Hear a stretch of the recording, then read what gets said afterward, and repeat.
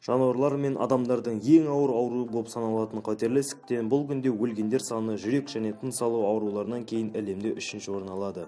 Дамыған елдерде осы аурудан әрбір 5-ші адам өмірден озады. Қатерлі ісіктің 100-ден аса түрі белгілі және әрқайсысы әртүрлі сипатталады. Ең көп таралған 5 түрлі қатерлі ісікке өкпе, сүт бездері, тоқ ішек, қуық-асты безі және асқазан ісіктері жатады. Қатерлі ісік көп факторлы ауруға жатады, яғни қатерлі ісіктің дамуы үшін бір ғана себеп емес, бірнеше себеп қажет. Адамның кез келген мүшесі, терісі, тырнақ, ұсақ жасуша деген бірліктен тұратыны мәлім. Жасуша тіршіліктің бастауы. Қатерлі ісіктің 80-90% жасушалар үнемі жаңарып отыратын мүшелерде кездеседі. Бұл дегеніміз, қатерлі ісік жасушалардың көбею кезінде болатын қателер нәтижесінде бір жасуша онкожасушаға өзгеріп тоқтаусыз көбейеді деген сөз. Алайда адамда ондай жасушаларды танып, уақытында жойып отыратын иммунитет бар. Бірақ иммунитет жас ұлғайған сайын әлсірей береді. Сондықтан да ісікке шалдыққан әрбір екінші адамның жасы 50-ден асқан кісі. Осылай тоқтаусыз көбейетін жасушалар үлкейіп, ісік түзеді. Қалыпты жасуша мен онкожасушаның айырмашылығын көрсету үшін бір тәжірибе жасалған. Лабораториялық жағдайда ыдысқа қоректік заттарды салып, адамның қалыпты бір жасушасын енгізеді. Қалыпты жасушалар ыдыста тек бір қабатпен бір-біріне жанасқанша дейін ғана көбейіп, әрі қарай тоқтайды. Ал онкожасушалар бірнеше қабат болып тоқтаусыз өсе береді. Қатерлі ісіктің факторлары. Бірінші, генетикалық бейімдік, яғни ата-анасы немесе ата-анасының жақын туыстарынан қатерлі ісікпен ауырғандар болса, онда сәлде болса бейімдік болады. Отбасылық ісік дегенде түсінік бар. Бұл бір әулетте бірнеше адамның бірдей формалы ісікке шалдығуы.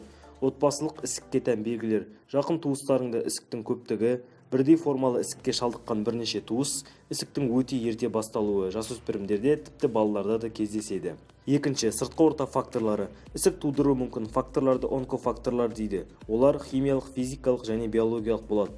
Химиялық онкогендер: асбест, ауыр металдар, пластмасса; физикалық радиоактивті сәулелер, гамма сәулелер; биологиялық онковирустар. Мысалға, адам папиллома вирусы жатыр ісігін, гепатит бауыр ісігін тудыра алады. Сонымен қоса, кәсіби ауру дегенде түсінік бар. Ол адамның жұмыс жағдайына байланысты белгілі бір ауруға шалдығуының мүмкіндігі жоғары болады. Мысалға, рентгенологтарда тері ісігі, смоламен контакт жасайтын адамдарда қуық ісігі, асбест зауытының жұмысшыларында өкпе ісігі және тағы да басқалары. Үшінші, жеке адамның өмір сүру образы. Темекі шегу өкпе ісігін, алкоголь бауыр ісігін тездететіні мәлім зат. Сонымен қоса, көп жарақат алу әсіресе бастан ісікке жетелейді. Жарақат алған жердің жасушалары көбеюі тездейтіні, ал оның да өз кезегінде рисктері бар екені мәлім. Кейбір белгілі бір аймақтардың тұрғындарының өмір сүру ерекшеліктеріне байланысты да ісік жиілігі әртүрлі болып келеді. Мысалға, асқазан ісігі Қытай мен Жапонияда, Америка мен Батыс Еуропаға қарағанда 8-10 есе аз кездеседі. Ал Нигерияда өңеш ісігі 300 есе аз кездеседі. Қатерлі ісік туралы мәліметтерді бүгінгі қатерлі ісік сайтынан таба аласыз. Мысалға, өңеш ісігі ерлер мен әйелдердегі әр елде кездесу жиілігі. Американың қатерлі ісікті зерттеу институтының кеңесі бойынша қатерлі ісікке шалдықпау жолдары: артық салмақтың болмауы, белсенді өмір образы, дәнді дақылдар мен жеміс-жидектерді көбірек пайдалану, фастфудты, қызыл және өңделген етті, қантты, алкогольді шектеу, дәрі-дәрмекке сенім артпау, сәбиді табиғи жолмен емізу, ісік диагностикасына барып тұру. Қызыл ет дегеніміз балық пен құс етінен басқа барлық жануар еттері. Аталған сайттар мен кітап аттарын дескрипшнға қалдырдым, қарай аласыз.